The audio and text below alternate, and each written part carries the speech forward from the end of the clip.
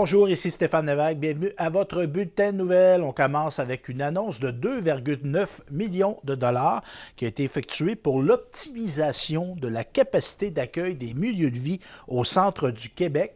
C'est une conférence de presse qui a eu lieu le 13 octobre dernier. J'étais présent à Drummondville et j'ai entre autres interviewé le ministre André Lamontagne, Donald Martel, notre député, ainsi que Mario Lyonnais, préfet de la MRC Bécancour, et Claude Lefebvre, vice-préfet de la MRC Nicolet-Yamaska. Monsieur Lamontagne, qu'est-ce qu'on annonçait ce matin?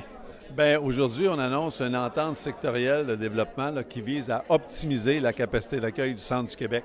Puis cette entente-là, bien, si on retourne un petit peu en arrière, c'est que l'an passé, les élus du centre du Québec ont décidé qu'ils priorisaient, si on veut, leur réponse ou de travailler l'opportunité qu'allait générer la filière batterie. Alors aujourd'hui, bien, on vient annoncer là, un travail qui a été fait depuis plusieurs mois qui vise à mettre en place un environnement pour lui permettre, de bien qualifier tous les services, cartographier toute l'offre de services, mais la situation, que ce soit en logement, en services de proximité, en infrastructure et en potentiel. Puis après ça, de se projeter par en avant, puis se donner les moyens de voir comment nous, on veut saisir les opportunités qui vont venir de la filière batterie, puis de se donner les moyens de le faire. Il va y avoir des sommes concrètes qui sont versées au MRC, comment 4 ou 5 qu'on a dans la région? On a 5 MRC, puis c'est 2 800 000, un petit peu plus que 2 800 000 là-dessus. Il y a 2 300 000 qui vient du ministère des Affaires municipales par le biais du fonds Région Ruralité. Et puis, il y a un autre 500 000 qui vient des différentes MRC, à peu près à hauteur de 100 000 par municipalité. Puis ça va permettre, de faire ce recensement-là de l'état des lieux. Mais après ça, il va y avoir des sous pour des ressources au point de vue de chacune des MRC. Il va y avoir des sous pour accompagner des projets, que ce soit au point de vue supra-local ou au point de vue local. Alors, c'est sur 5 ans. Alors, chaque année, là, les MRC vont pouvoir bénéficier de sommes appréciables pour les accompagner là, dans ce développement-là.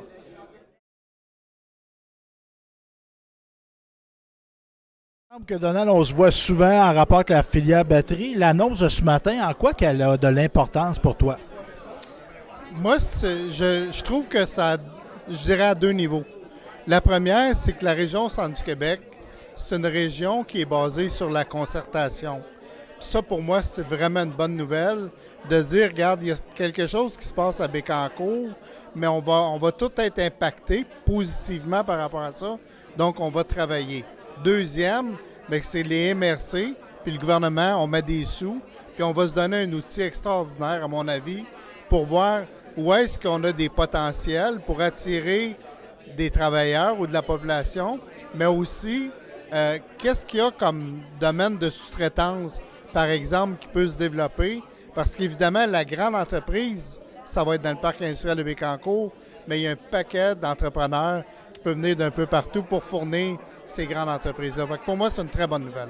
Est-ce que je me trompe, mais si on ne peut pas donner à cette annonce-là d'approprier, de donner des outils au MRC pour avoir des ressources justement pour évaluer, conseiller, etc. sur le développement de la filière? Oui, absolument. C'est un choix que les municipalités vont décider, mais effectivement, ils peuvent s'embaucher peut-être une ou deux ressources pour travailler là, avec les municipalités. Je pense entre autres à Nicolet-Yamaska, au Bécancour, où déjà il y a beaucoup d'investissements, je pense à la ville de Bécancour.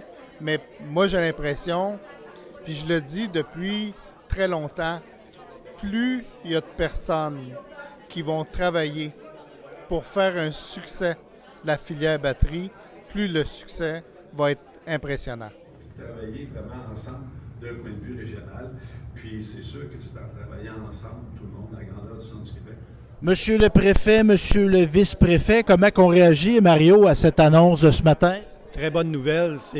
C'est de l'argent qui va rentrer pour avoir du personnel chez nous, pour nous aider à développer, à faire notre inventaire, puis à avancer. Parce que oui, la filière batterie, on sait qu'il va y avoir un gros développement. On va loger ces gens où là. Comment on le fait pour le faire? Avec cet argent-là, on va engager des gens pour nous aider à avoir tout ce qui est disponible, les terrains, tout ce qu'on peut faire, travailler avec les municipalités. Fait que c'est un bon coup de pouce ce matin. Évidemment, Mario Lyonnais est dans la MRC de Bécancour. Où est le parc industriel? Mais les impacts de l'annonce de ce matin dans Nicolet-Yamaska, c'est quoi, M. Lefebvre? Bien, premièrement, je voudrais dire que c'est une superbe de belle nouvelle. Puis c'est issu un peu de la table des MRC. Nous autres, on travaille beaucoup ensemble au Centre du Québec. Le ministre l'a déjà mentionné. Mais là, aujourd'hui, on a la concrétisation de ce que ça fait de travailler ensemble. de travailler avec nos élus, de travailler avec le MAMACH. Céline Girard est avec nous autres sur la table. C'est quelqu'un qui a travaillé fort pour ce dossier-là. Je suis extrêmement content parce que c'est une demande effectivement qu'on a faite. Le gouvernement répond à ça parce qu'il est conscient des impacts que la filière batterie a chez nous. Mais les impacts, ça va être dans tout le centre du Québec. Bien sûr, beaucoup dans Bécancour, mais aussi dans Nicolet-Yamaska, parce que moi, à Baie-du-Fèvre, j'étais à 35 minutes à peu près du parc industriel. Il y a déjà des gens qui travaillent là. Puis là, effectivement, là, on veut accueillir le plus possible de travailleurs chez nous. Fait que ça a un impact sur chacune de nos communautés. Puis ce qu'on veut, c'est qu'au fil du temps, c'est que ça ait un impact sur nos petites communautés aussi, là. Bien, je vais faire du millage là-dessus parce qu'évidemment, on entend beaucoup la ville de Bécancour dans ce dossier-là, mais il y a une MRC et on n'a pas nécessairement tout le temps des grosses localités. Pas une question de qualité, bien souvent, c'est la quantité de citoyens. Comment qu'on perçoit ça? Y a-t-il encore des appréhensions par rapport au développement de la filière batterie? Non, il n'y a pas d'appréhension. C'est vraiment un travail d'équipe. Comme disait Claude, on le fait au centre du Québec, mais on le fait aussi au niveau des MRC. Puis des municipalités, on travaille ensemble. Déjà, on appelle un plan de développement stratégique. Et la filière batterie est vraiment là à la MRC de Bécancour et dedans. Là, on va le sortir bientôt, notre plan de développement stratégique. On est là-dessus, là, les gens travaillent. Mais c'est là-dessus, c'est comme ça qu'on s'est orienté pour développer ensemble. J'étais également présent à Sainte-Clotilde-Horton, un petit peu à la limite de la MRC Nicolet-Yamaska.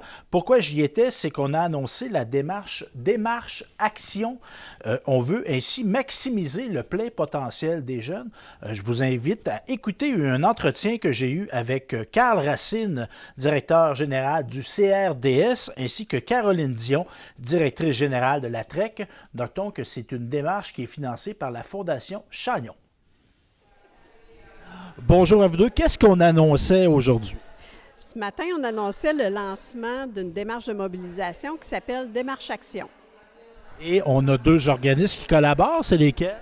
On a la TREC, donc la table régionale en éducation du Centre du Québec, et le comité régional en développement social du Centre du Québec, le CRDS. Et comment ça va se concrétiser, cette démarche-là? D'abord, il faut comprendre que la démarche Action n'est pas un organisme, mais bien une démarche de mobilisation qui se déploie au Centre du Québec. Ce qu'on souhaite, c'est rassembler tous les acteurs qui gravitent autour des jeunes, que ce soit du milieu communautaire, du milieu municipal, même du développement économique, de la santé. Bref, pour que tout le monde ait une compréhension commune des défis qu'on a relevés avec les jeunes, ou que vivent les jeunes, des défis, mais aussi une compréhension commune de comment on peut agir sur ces défis-là, ces difficultés-là. Et on va solliciter les gens à s'exprimer sur cet enjeu-là. Comment ça va se faire, je dirais, la concertation, la consultation? En fait, la première rencontre régionale que nous allons avoir, c'est le 2 novembre.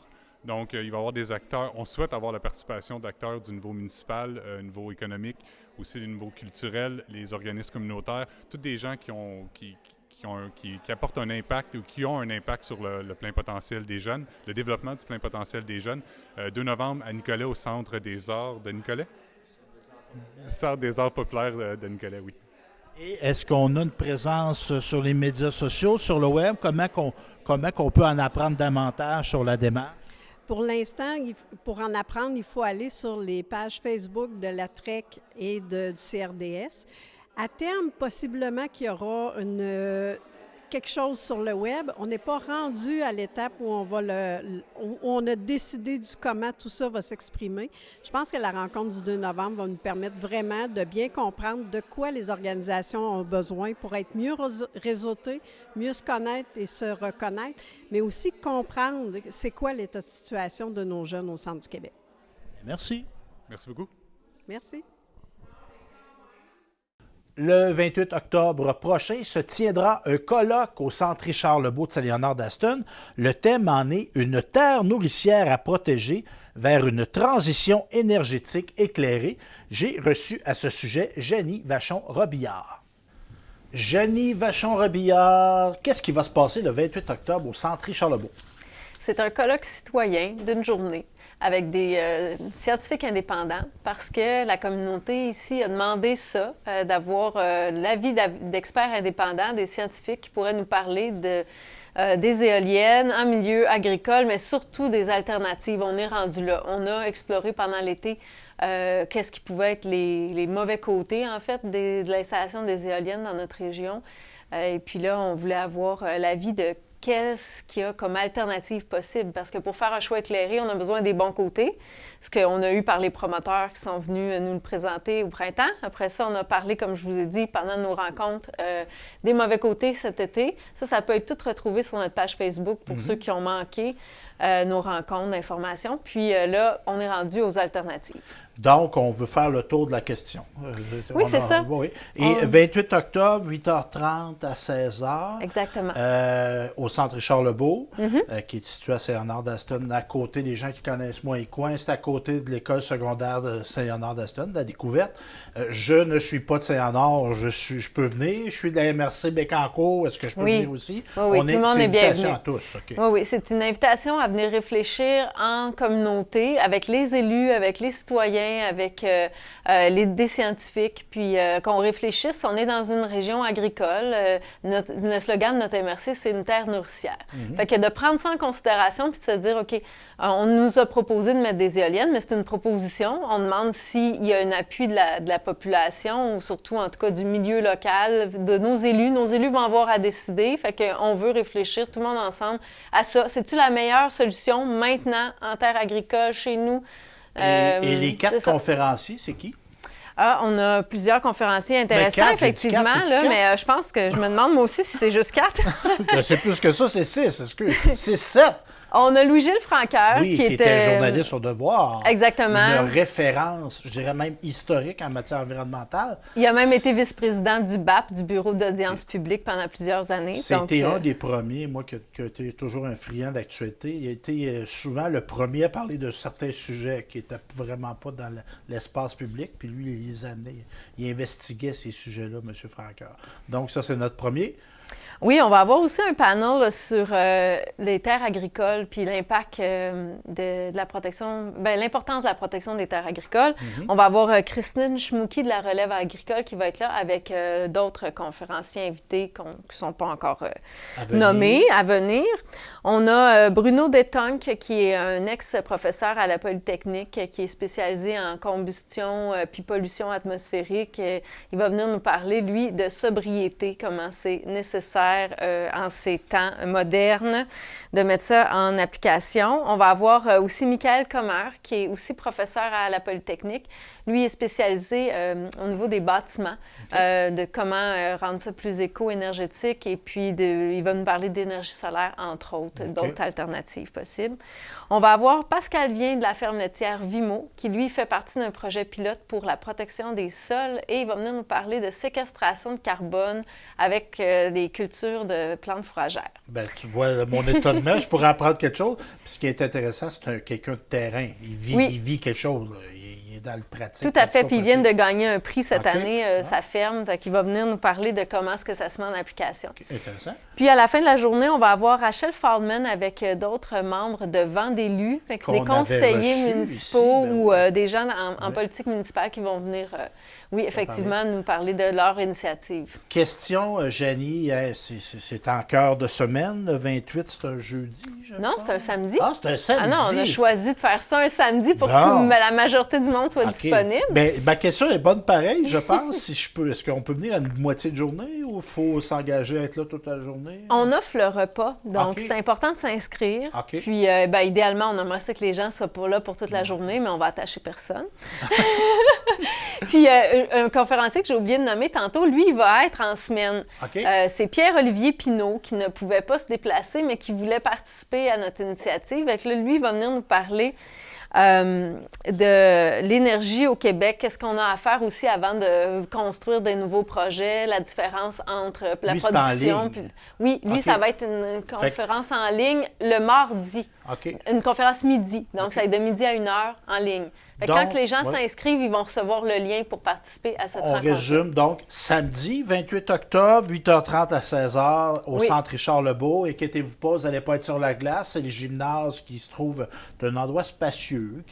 Mais on n'est pas illimité. On limite à quoi? 300 personnes? Oui, on est limité 300 personnes. 300 personnes, donc on s'inscrit à l'avance. C'est ça. Un repas qui est offert gratuit. Gratuit, mais on demandera aux gens Contribution d'une contribution volontaire, effectivement, sur place. Parce qu'on comprend que c'est tous des bénévoles. Il n'y a personne qui fait ça pour faire de l'argent. Non, pas du tout. Donc, on veut que tout le monde puisse participer. Fait qu'on... Justement, participation, on contacte qui? On va sur une page Facebook ou qu'on s'inscrit? Oui, on peut trouver ça sur le site pourunchoixéclairé.ca/colloque. Okay. Ou bien sur la page Facebook, vous allez le trouver dans les événements, c'est sûr. Fait que par un ou par l'autre, vous allez trouver le lien pour vous inscrire. Merci, Jolie. Merci à toi. Bye-bye. On recule un petit peu plus loin dans le temps. 30 septembre, vous vous rappelez, c'était les Journées de la culture. 3 attraits de la région se sont arrêtés à Saint-Silver dans cet après-midi qui a fait chaud et beau. Beau et chaud, comme vous voulez. Donc, François Poisson y était au même moment que la Société acadienne Port-Royal et également la conseillère municipale Fanny Boisvert et la présidente du comité des loisirs, Christine Ulrich, ont été interviewées par notre journaliste.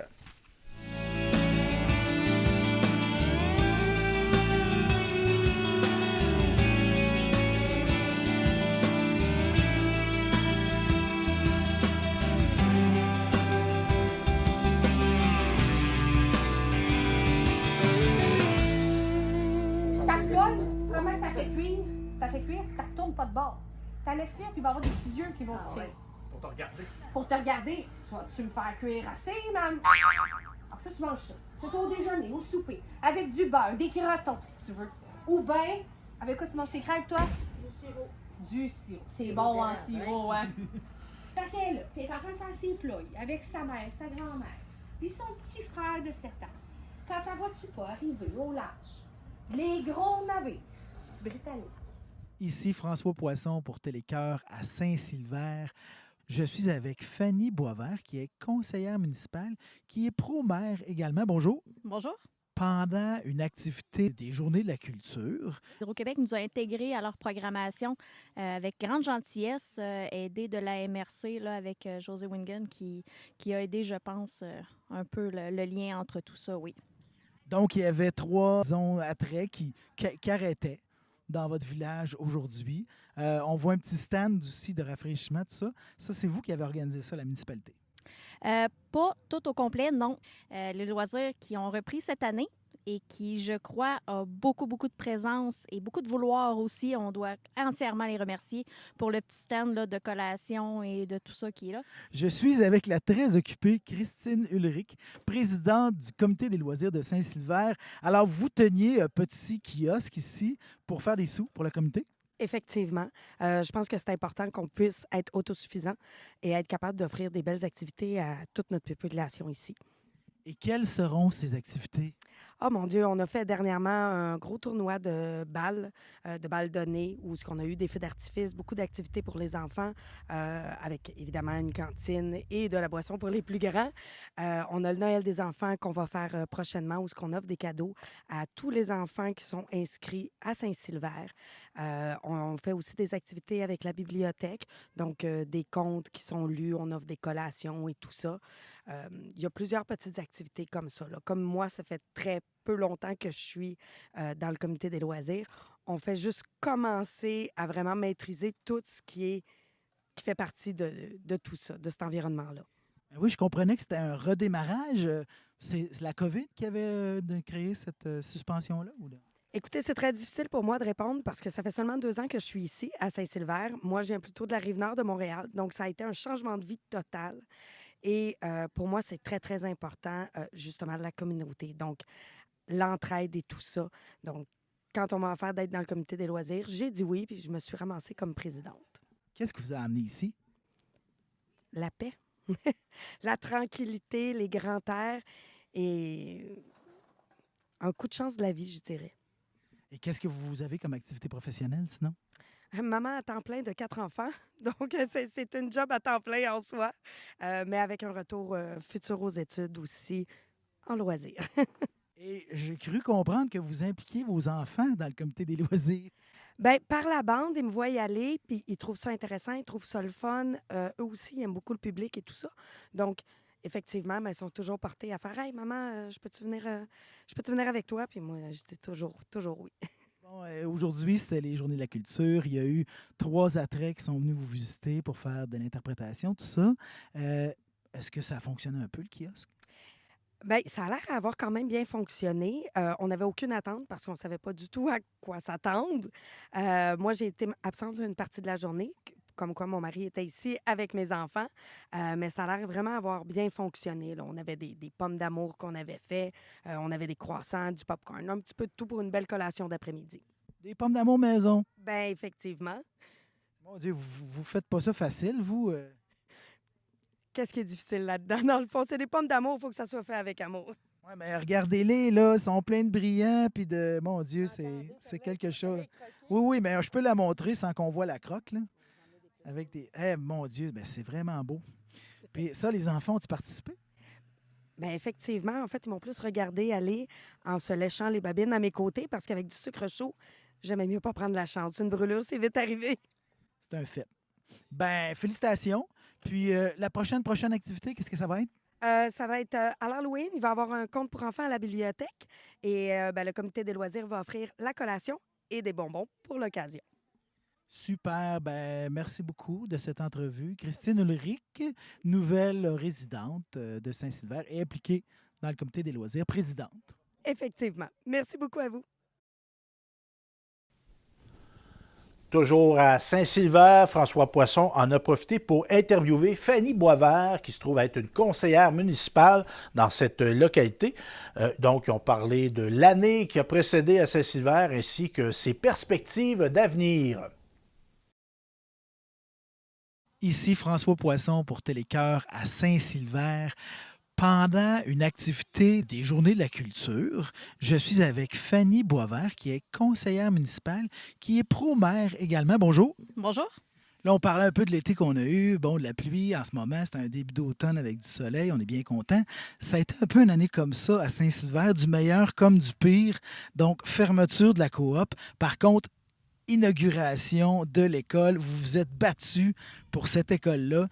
Vous vous étiez battu aussi pour la coop. Là. Il y a des belles luttes qui se font à Saint-Sylvère. On en gagne, on en perd, ou on en gagne de façon temporaire. Puis, fait que ça a été une grosse année.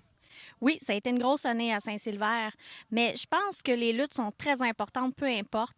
Oui, c'est normal d'en perdre, mais je pense qu'il ne faut pas s'arrêter à ça. Je pense sincèrement là, qu'il faut continuer et peut-être trouver d'autres alternatives à ce qu'on peut perdre comme bataille. Il ne faut juste pas abandonner, à mon avis. Puis je pense que tout le monde peut en sortir un peu gagnant là-dedans. On va continuer, c'est sûr, à trouver des meilleures solutions. Si celle-là n'a pas fonctionné, malheureusement, c'est comme ça, mais je pense qu'il va falloir travailler fort au conseil municipal pour pouvoir avoir des meilleures solutions et d'autres alternatives aussi pour les citoyens. En tout cas, vous avez une école à la fine pointe de la technologie du bâtiment scolaire, peut-on dire? Oui, j'ai visité l'école. Oui, effectivement, pas mal à la fine pointe. Et sincèrement, elle est vraiment magnifique. On peut en être extrêmement fiers là, en ce moment. Et je pense que les élèves vont être assez dorlotés dans cette école, oui. Et il y a beaucoup de choses qui se passent ici autour. Bon, l'école est tout à côté de l'église. On est dans le parc des générations. Il va y avoir un îlot pollinisateur en arrière de l'école, donc pour attirer justement les insectes pollinisateurs. Alors, beaucoup de choses, et c'est pas mal, c'est concentré ici. C'est vraiment le cœur villageois. Oui, ici, c'est vraiment le cœur villageois. L'îlot est déjà installé pour une partie. Je pense que l'école aussi va pouvoir en profiter aussi à de questions de pédagogie pour les élèves qui, des fois, n'ont peut-être pas l'occasion de s'en faire expliquer. On a les jeux d'eau aussi en arrière. On a le terrain de baseball qui est en arrière. Oui, c'est pas mal notre cœur, mais je pense qu'il reste à le développer. On a une patinoire qui manque peut-être un petit peu d'amour avec les années. Fait qu'on va se concentrer sur ça, à mon avis, puis pouvoir, comme on dit, rassembler vraiment les gens, là. Cette année, je pense que les efforts vont être mis vraiment à savoir qu'est-ce qu'il faut faire éventuellement. Je pense que dans les dernières années, c'est un petit peu qu'est-ce qui a été négligé. C'est de se poser la question, où est-ce qu'il faut aller? Parce que quand on sait où est-ce qu'on veut aller, beaucoup plus facile d'y aller après. Établir les priorités, puis se donner un plan. Oui, c'est justement. Établir les priorités. Là, on a un rando qui est d'un bout à l'autre qui a été fait.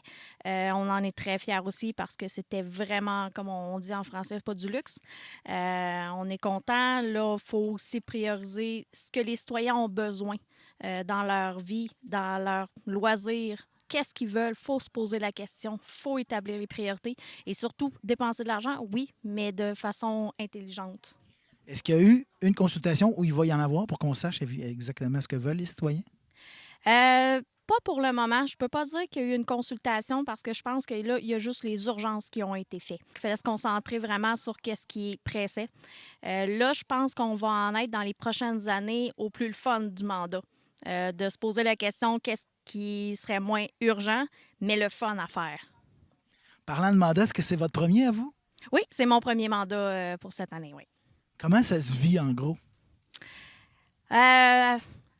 Le temps qu'on prenne nos marques est un peu compliqué. Bien, pas tant compliqué parce que moi, j'ai quand même plusieurs attraits là, à l'UPA et tout ça.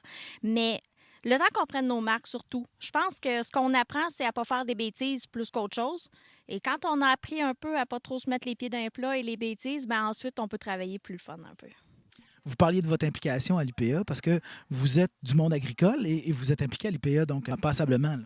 Oui, je suis impliquée au conseil d'administration de l'UPA Bécancour et aussi au régional comme représentante dans le secteur laitier parce que j'ai une ferme laitière, donc je siège aussi aux producteurs de lait Centre du Québec. Ce qui vient un peu aussi m'amener une expérience avant d'être conseillère, vu que j'ai quelques expériences sur les conseils d'administration, ce qui m'a, je crois, grandement aidée. Bien, évidemment que ça prend une panoplie d'expertise sur un conseil, donc c'est sûr que ça ne peut pas nuire quelqu'un comme vous. Là. Non, ça peut pas nuire, mais j'ai pas réponse à tout. Et je suis très chanceuse d'avoir d'autres conseillers, mes collègues, qui ont une expertise complètement différente. Oui, on a quand même 2 autres agriculteurs sur le conseil, mais sincèrement, on a des champs d'expertise très diversifiés. Puis je pense que ça peut vraiment profiter à nos citoyens. Bien, écoutez, on va venir voir Saint-Sylvestre dans les prochains temps, voir quelles priorités vous aurez identifiées, puis qu'est-ce qui se passera par rapport à ça. Bien, déjà, très belle école. Vous avez une très belle base, un beau point de départ, en tout cas.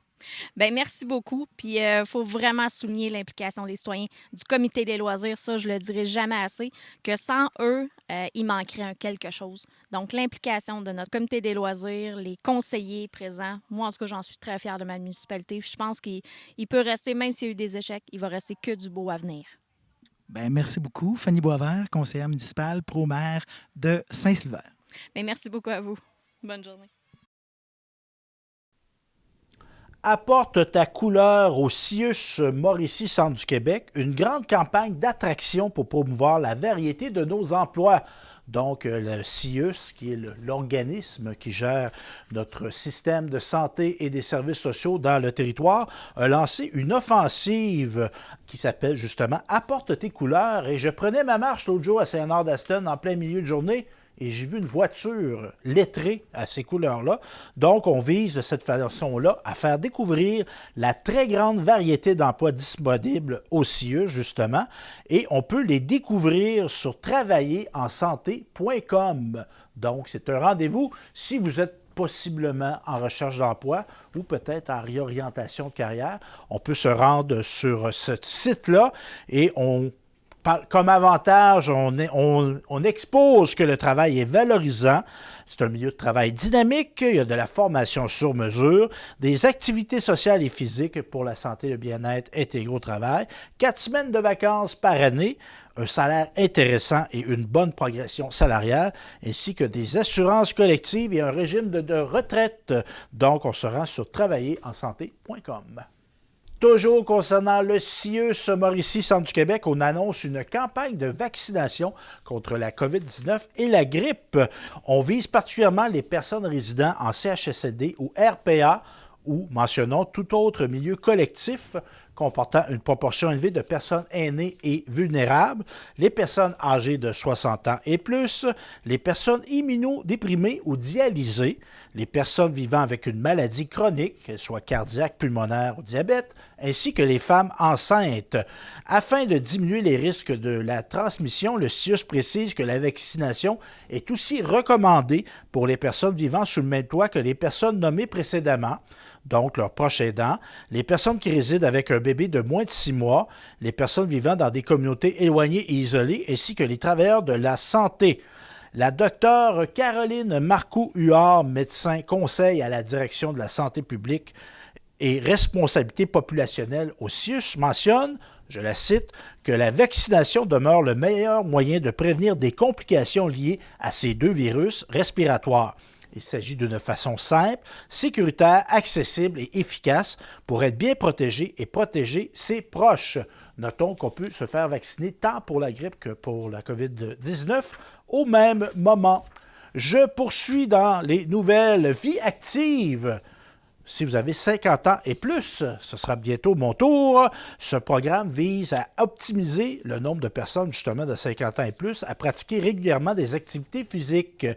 Donc, il propose des exercices sécuritaires et simples, adaptés aux participants, et on l'a dans plusieurs milieux, mais moi, je profite de l'occasion pour vous faire part qu'il y a un groupe de Vie active à Sainte-Françoise, où on se réunit les lundis à la salle municipale, très belle salle d'ailleurs, à 10h30, et c'est gratuit. Pour avoir des informations, on contacte Nathalie Joannis au 418-875-1522. Donc, Vie active à Sainte-Françoise, bien, à toutes les places que vous pouvez y aller, ça peut être quelque chose de très intéressant. Je vous parle maintenant de Saint-Zéphirin de Courval. On a eu une belle annonce, une belle inauguration, donc en présence du maire Mathieu Lemire, des conseillères Rachel Feynman, Dany Drolet, Chantal Saint-Cyr et des conseillers Yvan Fréchette et François Leclerc, ainsi que Yves Villiard de la Caisse Desjardins-Nicolet. On a procédé à l'inauguration officielle du nouveau pavillon Raymond Turcotte. Le maire Mathieu Lemire a fièrement présenté ce nouveau bâtiment. Je le cite, « La construction de ce pavillon est la phase 1 du réaménagement de ce vaste terrain. Un parc dynamisera le milieu d'une toute nouvelle façon. Ce pavillon est le début de tout un changement. » Que c'est bien dit. Donc, on a eu de l'aide de la part de la Caisse Desjardins et un beau projet collectif qui est inauguré, donc le pavillon Raymond Turcotte. Bonne nouvelle aussi, on a honoré des pompiers à Bécancour dans le cadre de la semaine de la prévention des incendies qui se déroulait il y a peu de temps. Donc, on a rendu hommage à 10 pompiers ayant cumulé entre 5 et 30 années de service en 2023. Le plus, je dirais, expérimenté qu'on a honoré, Steve Allard, 30 ans de service, Dave Sutherland, 20 ans de service. Pour les 15 ans de service, on en a 4, Steve Girard, Sébastien Jutras, Francis Beauchemin, Martin Bergeron, et pour les 5 ans de service, Michel Desaulniers, Vincent Forêt, Richard et Vincent Ayotte. Et on a honoré un 10e pompier, un cas spécial, M. Denis Richard, qui a célébré ses 45 ans de service comme pompier. C'est quand même extraordinaire. Donc, en passant, les pompiers à Bécancour sont très actifs. On est à faire des visites de prévention dans les écoles et les centres de personnes âgées. Comme quoi, le bon travail ne cesse pas. Toujours à Bécancour, je vous parle de la tour d'observation du parc Godefroy, le parc écologique qui s'est refait une beauté. Je n'ai pas eu l'occasion d'aller la voir, mais je compte le faire, surtout avec l'automne. C'est beau, le parc Godefroy. Donc, la tour d'observation a fait l'objet d'importants travaux de réfection au cours des derniers mois. Maintenant remise à neuf et sécuritaire, elle est à nouveau mise à la disposition des Bécancourois et Bécancouroises. Mais bien que moi, je ne suis pas un Bécancourois, je vais me permettre d'y aller quand même. Donc, on se rappelle qu'elle a été fermée, cette tour-là, en 2019 en raison de la détérioration de la structure de bois. Et on a donné une deuxième vie à cette infrastructure qui sera, on le souligne, fort appréciée. Je cite la mairesse Lucie Allard, j'ouvre les guillemets, « Par souci de développement durable, notre souhait est de pouvoir récupérer les matériaux encore sains et remplacer ceux qui n'étaient plus en bon état. Ce projet s'inscrit dans la vision appliquée d'une gestion saine et durable des actifs municipaux par la Ville, tout en étant complémentaire à la volonté de maintenir et de bonifier la qualité de vie des Bécancouroises. » On n'oublie pas aussi au parc Godefroy, j'ai eu l'occasion de discuter avec lui la fin de semaine passée, son parc des Gnomes, aussi, la tour d'observation est là. Mais je ne sais pas si d'en haut de la tour d'observation, on peut voir des gnomes. Ils ne sont pas très gros, les gnomes. Donc, on a des panneaux d'interprétation sur la faune, on a la flore et l'archéologie, on a 3 km de sentiers pédestres, une piste cyclable de plus de 6 km. Donc, c'est un arrêt incontournable, soit pour observer les oiseaux, chercher les gnomes ou faire un pique-nique. Très agréable. Je vous parle maintenant de culture, des événements justement culturels qui vont se tenir dans notre région. Tout d'abord, Aston Jonction. Il va y avoir un spectacle d'humour le 18 novembre. Les portes ouvriront à 19h et le spectacle débutera à 20h avec Jay Laliberté, Magali Saint-Vincent. Et le tout sera animé par Charles Saint-Pierre. On dit que c'est une belle soirée en perspective et les billets sont en vente auprès des membres de Loisirs Aston. Donc, un beau spectacle le samedi 18 novembre à Aston Jonction. Maintenant, à Bécancour, spectacle bénéfice qui aura lieu dimanche le 10 décembre. C'est avec Andrea Martin, moi que j'avais découvert lors de la pandémie. Elle faisait des vidéos où elle chantait et elle aura des invités spéciaux. Et c'est au profit de la Chrysalide. Donc, c'est un spectacle qui est à ne pas manquer à Bécancour. Et je parle maintenant du Centre des arts populaires de Nicolet, un endroit où on a eu l'occasion souvent de filmer. Il va y avoir une série de spectacles, des causeries musicales avec l'Orchestre symphonique de Drummondville. Et on a différents thèmes qui seront abordés. Et l'entrée générale est de 30 $. Et on peut même avoir un forfait pour 3 concerts. Et pour se renseigner, donc on communique avec le Centre des arts, entre autres son directeur général, le sympathique Bernard Brochu, qui peut être rejoint au 819-293-4646. Donc, une belle occasion d'aller voir de la musique classique. Classique. Des causeries musicales au Centre des arts populaires. Je m'en fais beaucoup parler. J'ai décidé de vous parler un peu de notre nouveau studio et de son aménagement. Juste pour vous situer, faire un petit topo là-dessus. Jusqu'à l'été 2023, Télécart n'avait pas de studio. On se promenait, on s'installait à différents endroits. On a quand même fait deux années complètes comme ça, mais je vous dirais qu'on était rendu à l'étape d'avoir un studio permanent. Et donc, on est installé, pour les gens qui connaissent bien Saint-Léonard d'Aston, on est installé à l'ancienne Caisse populaire, au 370 rue principale, caisse qui a été également l'hôtel de ville jusqu'à il y a quelques années. Donc, nos studios sont emménagés au sous-sol, on a des bureaux administratifs en haut. Donc, c'est l'endroit. Et est venu un moment, vous avez vu des épisodes où on était avec une table, tout ça, il n'y avait pas trop de choses, mais là, on a commencé à aménager le dit studio où on fait nos enregistrements. Et comment je le voyais, la vision que j'avais, moi, c'était pas d'avoir un studio traditionnel avec des beaux panneaux là, de couleurs, de lumière, etc. Je le voulais parlant en rapport avec notre territoire. Et évidemment, moi, j'avais des choses. Je suis un amant de l'histoire, vous le savez sûrement, et j'avais des choses reliées à l'histoire de la région. Donc, j'ai intégré ça dans les étagères. Mais j'ai le goût de lancer un appel. Si vous êtes invité à Télécart et que vous voulez amener des objets, des objets promotionnels, par exemple, de votre organisme duquel vous venez parler. Vous êtes un auteur, vous amenez votre livre. J'ai reçu des musiciens qui ont amené leur CD. Si vous avez des petits objets reliés à l'histoire de la MRC Nicolet-Yamaska, la MRC Bécancour et nos deux communautés abénaquises de Bécancour, pas de Bécancour, mais de Woolinac et Odanak, ça peut être des choses. Évidemment, vous dites, moi j'ai une ancienne voiture qui a servi de taxi à Gentilly dans les années 40. Je serais bien content que vous l'ayez conservée, mais elle ne pourra pas rentrer dans mes étagères. On se comprend. Pas dans mes étagères, dans nos étagères de Télécar. Et je vais vous parler, je vais essayer au courant là, des émissions de vous faire découvrir des objets. Je vais vous présenter l'objet dont je me fais parler le plus souvent depuis la mise en place de ce décor régionalement parlant. C'est un objet que je vous montre à l'instant par la magie de l'écran. J'ai mon assistant Raphaël qui m'a amené ça. C'est quoi ça? C'est un casque militaire. Qui m'a prêté ça à long terme? Il ne m'a pas dit qu'il me le donnait. Il m'a prêté ça à long terme. Je le remercie d'ailleurs. C'est Jean-François Comeau. Jean-François Comeau était enseignant en univers social, en histoire, à l'école secondaire La Découverte. Il est maintenant conseiller pédagogique en technologie, je crois, au centre de service scolaire La Riveraine. Donc, c'est un cas, ça, apparemment, il m'a raconté, qui était dans une maison qui allait être détruite à Gentilly. Et apparemment que quelqu'un qui l'a informé de ça, pas apparemment, il y a quelqu'un qui l'a informé de ça, et on voit ça de plus en plus. Paul Lachance à Jean Nicolet en était une belle illustration. Les locaux d'histoire, c'est rendu presque des musées. On a beaucoup de pièces. Moi, j'ai déjà vu des jukebox dans des classes, des objets historiques, etc., des cartes, ça c'est un peu évident. Mais le casque était dans le local de Jean-François à l'époque, et je le trouve particulièrement symbolique. C'est un casque de la Première Guerre mondiale.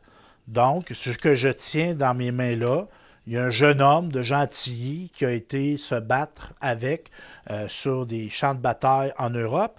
Et l'information que j'ai, moi, c'est que c'est un Corbeil.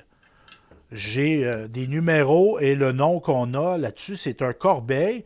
Donc, ça vous sonne des cloches, moi, j'aimerais bien savoir l'histoire en arrière de cet objet-là. Et quand on me l'a amené, on n'a pas juste amené le casque, on m'a amené aussi une pièce reliée au casque qui est encore là très particulière. Parce que la Première Guerre mondiale était malheureusement la première où on a utilisé des armes chimiques et était avec le casque. Vous voyez l'objet qu'il y a là, un masque à gaz. C'est quand même quelque chose. Évidemment, le temps a fait son temps. Il s'est désagrégé, mais c'est une belle pièce qu'on a ici. Il y a des événements, des éléments qui sont un peu moins historiques, ça c'est sûr certain. Puis ça ne sera pas seulement des éléments historiques. Comme je vous le mentionnais, il y a des livres d'auteurs ici, de CD, mais toujours en rapport avec la région, donc très important. Je vous montre un autre objet qui orne le studio. Lui, il est tout derrière moi. Je vais le prendre, je m'allonge le bras. Vous connaissez mon amour du hockey. Bien, moi, j'avais trouvé cette photo de Samuel Montembeault le jour de son repêchage, lorsqu'il a été repêché par les Panthers de la Floride, parce que là, Samuel porte fièrement le tricolore, le bleu-blanc-rouge, mais il a fait son entrée dans la Ligue nationale avec les Panthers de la Floride. Et moi, sachant ça, étant amateur de hockey, écrivant des articles à l'époque au Courrier Sud sur Samuel, bien, j'avais été chez lui à Sainte-Gertrude et ses parents étaient là, ainsi que son frère. Et ils avaient été très étonnés que je leur demande à chacun, pas juste Samuel, mais à tous les membres de la famille, je leur ai demandé un autographe. Parce que moi, je leur disais, ils étaient étonnés de ça, mais je leur disais, moi, je trouvais ça important parce que de mener un athlète à des niveaux si élevés, le meilleur circuit de hockey au monde, c'est la Ligue nationale, c'est un travail d'équipe. Donc, je trouvais ça significatif et je trouvais ça significatif aussi de mettre cette photo-là dans notre studio. On a un autre gars de notre territoire qui a joué dans la Ligue nationale. Samuel est de la MRC Bécancour, mais on a un digne représentant aussi de la MRC Nicolet. Ça, c'est Mathieu Descoteaux, qui joue le Canadien de Montréal, lui aussi. Il m'avait fait le plaisir de signer une photo de lui avec l'uniforme du Canadien. Donc, ça orne le décor. Et on a aussi, lui, il n'est pas né dans le secteur, mais il a vécu très longtemps à Aston Junction. Un ancien tricolore, lui aussi, Cliff Goupil d'Aston Junction. Donc, M. Goupil qui a joué au Canadien de Montréal. Et on me racontait, moi, des histoires. Il y avait un club à Aston Junction. Je crois qu'il portait les couleurs des Blues de Boston. Mais il y avait une ligue où il y avait Aston Junction, c'est à nord d'Aston et quelques villages environnants. Et les gars d'Aston, entre autres, il y avait des Lupiens là-dedans qui apparemment étaient très talentueux. Bien, leur coach était M. Goupil. Fait qu'eux autres, ils partaient avec un avantage quand même de se faire entraîner par un joueur de la Ligue nationale. Je finis mon topo sur le hockey avec une autre photo que j'ai ici. Elle est un petit peu plus loin. C'est un autre joueur de hockey qui a joué au niveau professionnel. Il a quand même été à un camp d'entraînement de la Ligue nationale de Sabre de Buffalo. Un homme que j'admire profondément, Paul Laplante. Paul Laplante, originaire de Sainte-Monique. Donc, Paul qui m'a signé une photo de l'époque où il jouait dans la Eastern Hockey League. Ça me prendrait bien quelque chose d'André Tourigny, un autre digne représentant de Sainte-Monique, qui est entraîneur dans la Ligue nationale quand même. André, qui est l'entraîneur des Coyotes de l'Arizona, que j'ai eu le plaisir de croiser au Festival du Cochon. Puis là, j'ai lancé l'idée, « Hey André, il me semble que j'irais faire un reportage, moi, à Phoenix sur toi. » pour aller vous montrer Raphaël, notre caméraman, se montre déjà disponible. On ne sait jamais. On ne sait jamais, mais ça pourrait être une idée de reportage. Je lance ça, tu sais, nos expatriés là, de la région, on les suivent partout dans le monde, mais on ferait peut-être ça virtuellement parce qu'on comprend qu'on n'a pas des ressources illimitées. Donc, je voulais vous parler un peu de notre décor de Télécœur.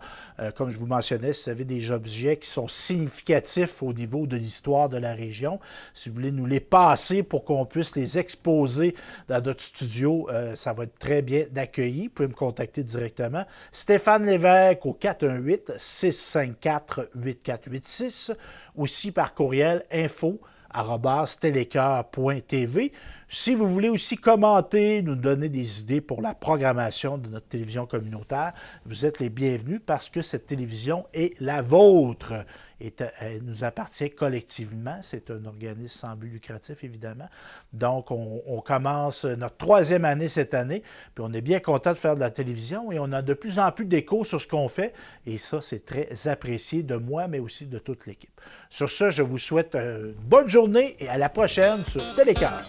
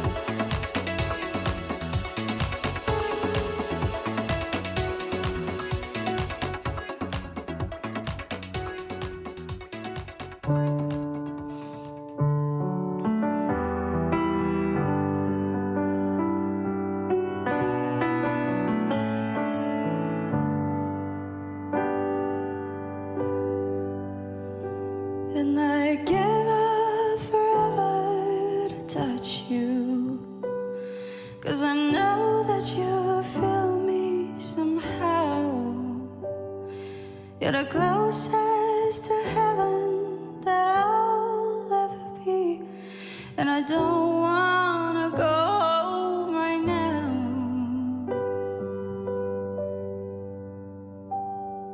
And all I can taste is this moment, and all I can breathe is your life.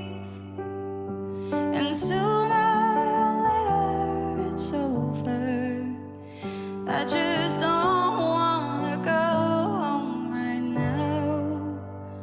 And I don't want the world to see me, 'cause I don't think that they'll understand when everything's made to be broken.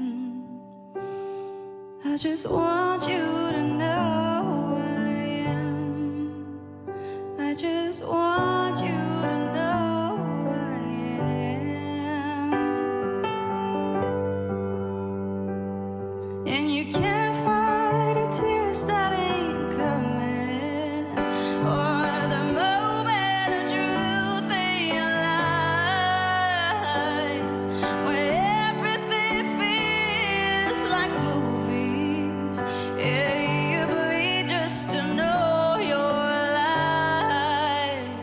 And I don't want the world to see me, 'cause I don't think that they'll understand. When everything's made to be broken, I just want you to know who I am. I just want you to know who I am.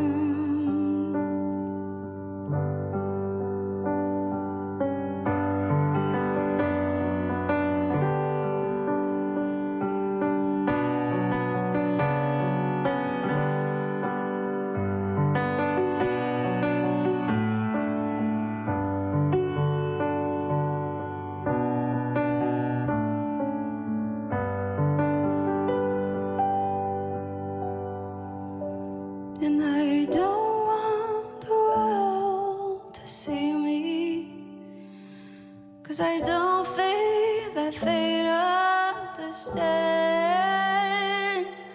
When everything made to be broken, I just want you to know who I am. I just want you to know who I am. I just want you to know who I am.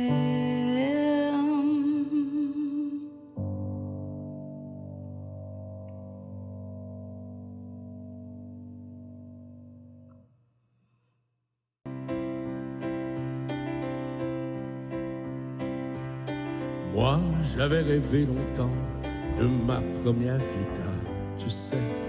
J'étais fou, j'avais 15 ans, je n'osais pas y croire. Mes parents n'étaient pas d'accord, ils connaissaient par cœur mes 3 chansons sur 2 accords, moi, j'attendais mon heure. J'étais dingue de Béco, Brassens et Aznavour. Je m'endormais sur ma radio, je faisais des concours.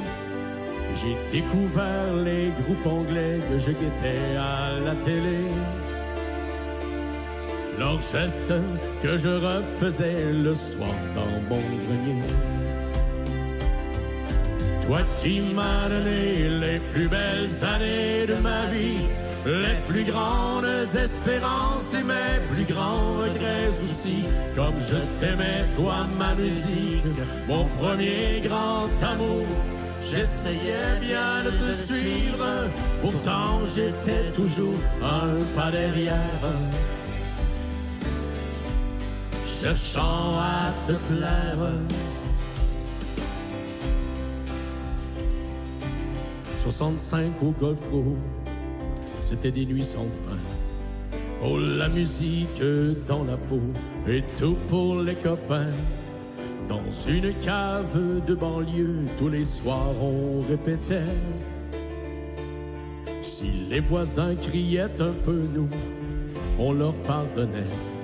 Et puis 70, les festivals, perdus dans la nature. On était des milliers sous les étoiles pour quelques couvertures. La foule dansait, tapait les mains, nous on s'y croyait déjà. Mais Avignon n'était plus qu'un faubourg de l'Olympia.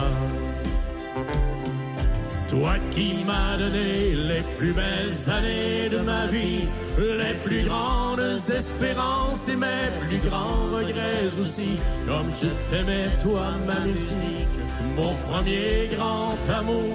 J'essayais bien de te suivre, pourtant j'étais toujours un pas derrière, cherchant à te plaire.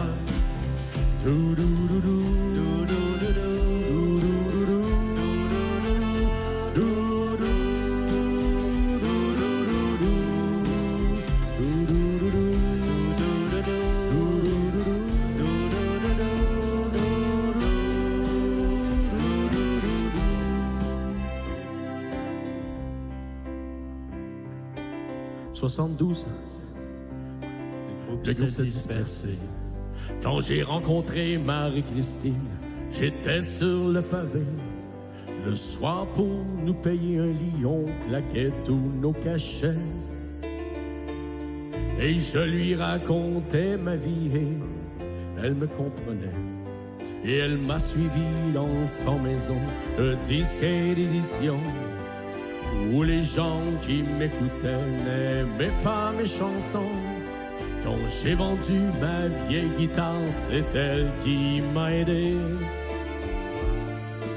à comprendre enfin que ça ne marcherait jamais. Toi qui m'as donné les plus belles années de ma vie, les plus grandes espérances et mes plus grands regrets aussi. Comme je t'aimais, toi, ma musique, mon premier grand amour. J'essayais bien de te suivre, pourtant j'étais toujours un pas derrière, cherchant à te plaire.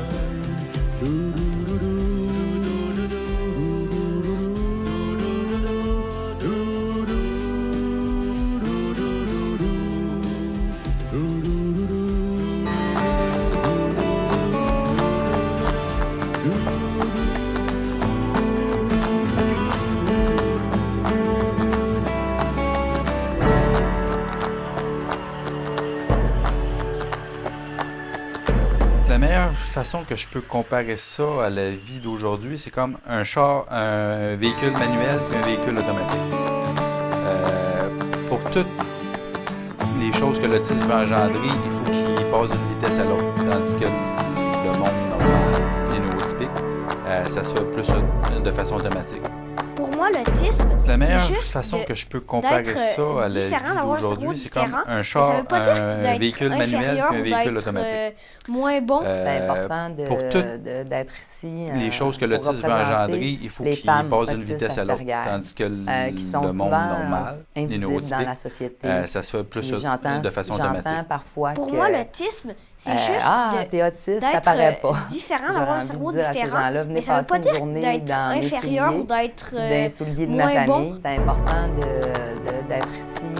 Mon frère, il est drôle, les curieux, il est pas toujours attentif, mais dans la société. Il est très persévérant. J'entends parfois parle de son affection. T'es autiste, il fait tout ça paraît pour pas. apprendre mieux. J'aurais envie de dire à ces gens-là, venez passer une journée dans mes souliers, que les autistes, des souliers de ma famille. Ils n'ont pas beaucoup d'amis, mais ça leur dérange pas. Mon frère, il est drôle, curieux. Puis aussi, il est pas toujours attentif. C'est pas que t'es autiste, que t'es très persévérant. Que t'es inférieur aux autres. Parle On a souvent des préjugés de son attention. Il fait tout pour apprendre vraiment pas très bon. C'est ça que j'aime de chez lui. Il y a plein de qualités que comme les autistes, moi, ils ont pas beaucoup d'amis. Mon frère, on lit à la même vitesse, tandis qu'on a que lui est en 3e année et moi en 5e année. Puis aussi, c'est pas que t'es autiste, que t'es... En fait, moi, dans ma vie, je gagne à dire aux gens que je suis autiste Asperger, parce que ça coupe vraiment beaucoup de barrières de Il jugement. y a plein de qualités une comme communication moi, plus mon transparente. frère, on lit à la même vitesse, tandis qu'on a que lui est en 3e année et moi en 5e année. De bien me développer. Puis aujourd'hui, c'est pour ça que en fait, moi, dans ma vie, je gagne à dire aux gens que je suis autiste Asperger, parce que ça coupe notre vie beaucoup de barrières de jugement. Ça permet. Il y a plein de femmes qui disent je suis un peu différente. Qu'est-ce que les gens vont penser de moi ou comment. Mais là, on est dans un monde où tout le monde me permet de bien me développer. Cette différence, aujourd'hui, c'est en même temps je suis capable cette ressemblance qu'on a. Belle famille. Ça peut peut-être paraître un peu paradoxal, mais ce que je dis, mais on est tous dans la grande famille des humains. C'est certain. Il y a plein de femmes aux autistes dans le monde de la vie. Faites-vous entendre, faites-vous voir par vos réussites. Puis